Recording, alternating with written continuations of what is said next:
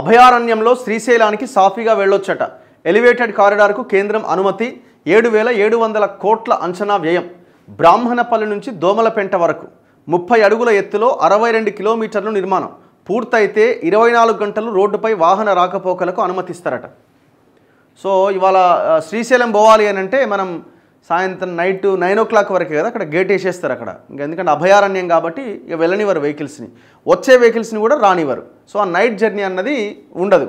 మనం బస్సులో వెళ్ళినా కూడా బస్సులు మార్నింగ్ ఎప్పుడు 6 o'clock ఓపెన్ చేస్తారు. సో అక్కడికి ఒకవేళ ముందే కనుక 9 గంటల తర్వాత చేరుకుంటే ఇక్కడ ఆగిపోవాల్సిందే. ఇక్కడ గేట్ వేస్తారు, ఆగిపోవాల్సింది, అదే బస్సులో ఉండాలి. మళ్ళీ తెల్లారే అక్కడి నుంచి మనం పైకి ప్రయాణం చేయగలుగుతాం. బిఫోర్ 9 వరకు అక్కడికి రీచ్ అవుతాం, పైకి పంపిస్తారు. సో ఈ ఇబ్బంది లేకుండా కేంద్రము ఒక ఎలివేటెడ్ కారిడార్కి అనుమతి ఇచ్చిందట. దాదాపు 7,700 కోట్లతో దీన్ని ఏర్పాటు చేయబోతున్నారట. సో ఇది మంచి నిర్ణయమే, ఎందుకంటే చాలామంది భక్తులకు ఇది ఇబ్బందిగానే మారింది. ఇగో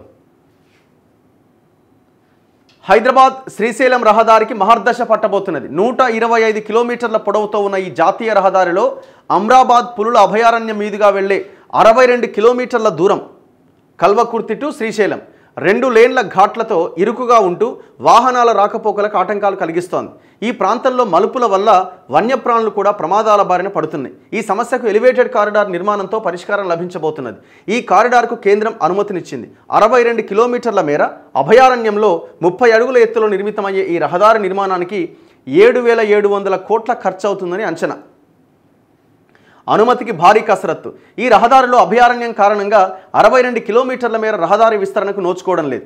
అయితే రాష్ట్ర కాంగ్రెస్ ఎంపీల బృందంతో కలిసి ముఖ్యమంత్రి రేవంత్ రెడ్డి 3 నెలల క్రితం కేంద్ర జాతీయ రహదారుల మంత్రి నితిన్ గడ్కరీని కలిశారు. శ్రీశైలం ఎలివేటెడ్ కారిడార్ కోసం విజ్ఞప్తి చేశారు. హైదరాబాద్ శ్రీశైలం రహదారి 125 కిలోమీటర్ల మేర నుంచి కండిషన్లో ఉంది. అయితే అమ్రాబాద్ అభయారణ్యంలో 62 కిలోమీటర్ల విస్తరణకు అభివృద్ధికి నోచుకోవట్లేదు.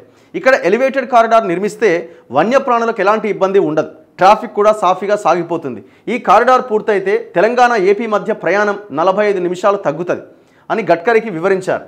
ఆ తర్వాత కేంద్రం ఎలివేటెడ్ కారిడార్ దిశగా అడుగులు వేసింది. 7,700 కోట్ల ఖర్చు అవుతుందని అంచనా వేసింది. ఈ కారిడార్కు రావాల్సిన భూసేకరణపైన సర్వే చేయాలని తెలంగాణ అటవీ శాఖను కోరింది.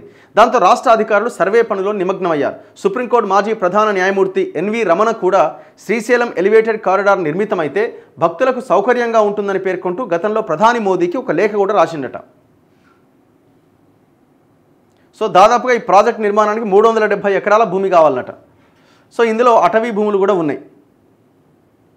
ప్రస్తుతం రాత్రి వేళల్లో అభయారణ్యంలో వాహనాలపైన నిషేధం ఉన్నది. 30 అడుగుల ఎత్తులో ఉండే కారిడార్ వల్ల ఆ నిషేధాన్ని ఎత్తేయచ్చు. సో ఈజీగా ఎప్పటికప్పుడు కంటిన్యూగా 24 hours రాకపోకలు సాగించవచ్చు. మంచి నిర్ణయం ఇది ఒకవేళ అమలైతే, చేయాలన్న ఇది చేస్తే.